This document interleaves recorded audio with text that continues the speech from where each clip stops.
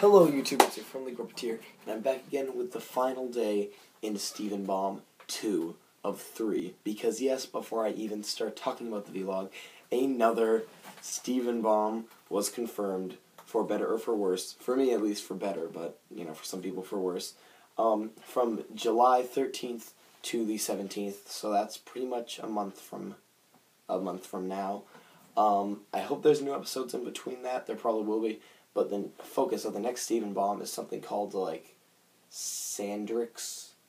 I don't remember what it's called. I have it, like, up on the computer, but I don't remember it. So anyway, today's episode is Chille Tid, or Chille Tid, but I think it sounds better if you say Chille Tid, because it sounds cooler and more sophisticated. And in this episode, whilst trying... I just woke up. Cut me some slack. I was out late last night. I saw Inside Out, and it's so good. Go watch Inside Out if you haven't seen Inside Out. Go watch Inside Out. That's why the vlog's late, by the way.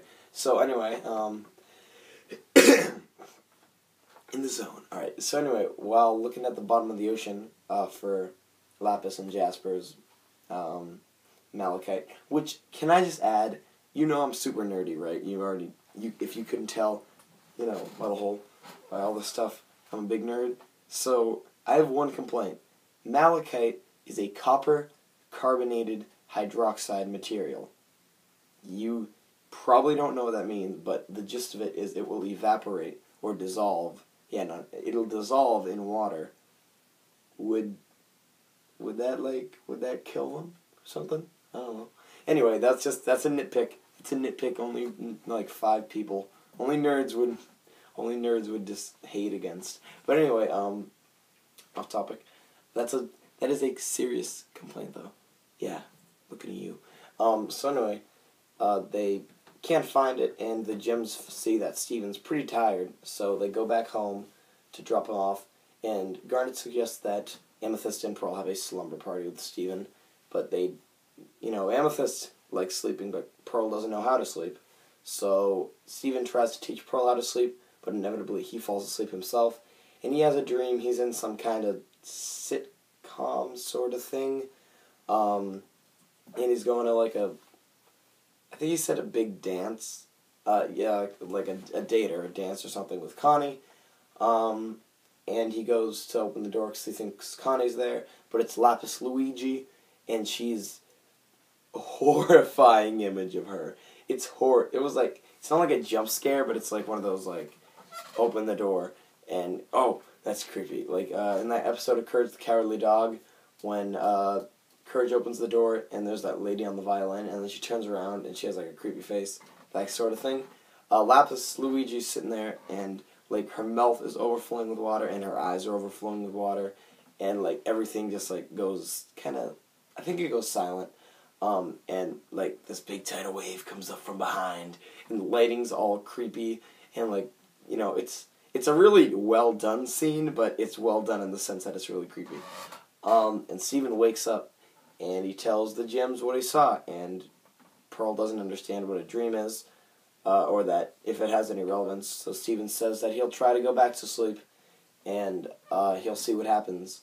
So, he does, and he's in a fun old thing with a dog copter, and then he comes back to Lapis Luigi, and Lapis Luigi's like, Steven, what are you doing here? And Steve's like, I don't know, it's my dream. And Lapis is like, no, I'm trying to concentrate, I'm trying to take control. And then Steven wakes back up, and what is she trying to take control of? I don't know. So he goes back to sleep, and he finds, but first there's this hilarious scene where, this either hilarious or super depressing scene, depending on how you look at it. I saw it as hilarious. Where Pearl's having a dream of her and Rose, like, having, like, some pool party. No, they're surfing. They're surfing together. And then Rose turns into Greg, and like, pizza comes out of his mouth. It's creepy, but it's funny. So anyway, Steven goes back to sleep, and he sees, like, these water chains. Obviously the ones that Lapis formed to bring malachite into the ocean. These water chains, and Lapis is, like, fighting against them to make sure that I'm pretty sure to keep control of the fusion, because as Garnet says, an unstable fusion like that can only have one person leading it, not, two people working together, because that's like a forced fusion sort of thing going on. Well, it wasn't exactly forced, but you know what I mean. So Lapis is trying to keep control, and Steven's there, and he's messing up her game, and she gets pulled under, and then Jasper gets control, and Jasper's not too happy to see Steven. That's just it. He's not happy. He doesn't try to attack. Well, he does try to attack him, but he can't. So he's just unhappy to see Steven. So it's good to know that Jasper's still unhappy. And then Lapis comes back up, and she's like, "You can't do that, Steven. You gotta be quicker than that." And then they both go under, and they both come back up as Malachite, and Steven can do nothing but watch. And then Steven wakes up. Oh, why did they do that? And Steven tells, well, no, he doesn't even tell the Gems what he saw, does he? He just wakes up, and Garnet comes home. She's failed to find Malachite, and it just falls over on the floor and goes to sleep. And that's it. And seems like a simple plot. It is a simple plot, but, one thing, I like dream sequences in shows, but they have to be done right. Dream sequences are like the freedom for a animator or an artist or a creator to do like all kinds of anything they want, no bounds because it's a dream. Like chapter 8 of Garden Wall, or something like The Adventure Time, where he's getting cosmic dreams from the cosmic owl, and all Finn can say is like wah wah wah wah wah wah wah, something like that. So it's good to see a dream sequence because it means the animators or something really want to push themselves to make something cool. And I'll tell you, I don't really like the phrase, like people say, this is supposed to be a kid's show. It's stupid when people say that. That's like saying animation is for kids, because it's not. There's even, like, the longest running animated TV show of all time, The Simpsons, is an adult show, and people still think animation's for kids, but whatever. I don't like when people say the term, like, this is supposed to be for kids, or, man, this isn't for kids, when they're talking about animation, but I'll give this entire week of Steven Baum, if I may, a bit of an possibly insult, depending how you look on it, by saying, I don't think this is for kids. It's not for kids. It's not made for kids. It's made for everybody to enjoy. But being on Cartoon Network, one can assume that the general audience is children, which I understand. But I like how this is not made for kids.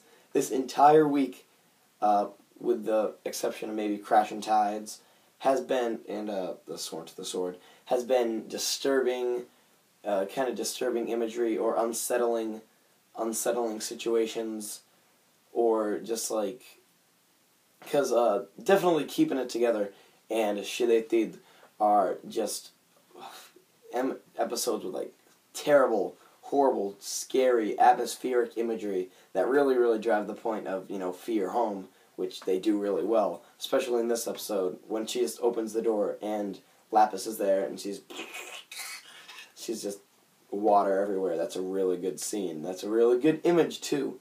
Like, it's centered and everything. It's set up very well. They did good with that. You did good.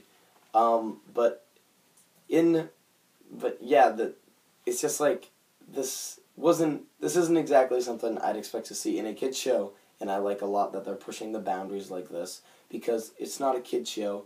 Nothing's really okay, well, yes, things are kid shows, but shows like this is never really a kid show.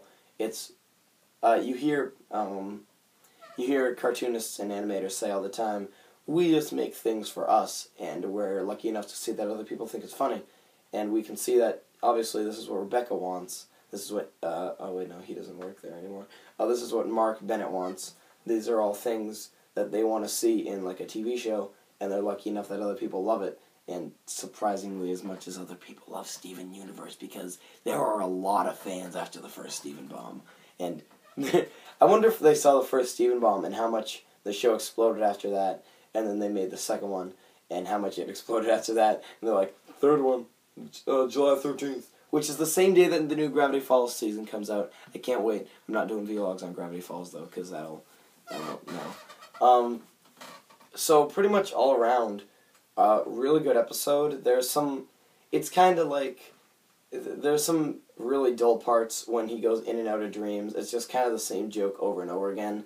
But besides that, a well-made episode. It wasn't the best of the Stephen Bombs, but I will rate, since this is the end of the week, I will rate from best to worst the Stephen Bomb episodes.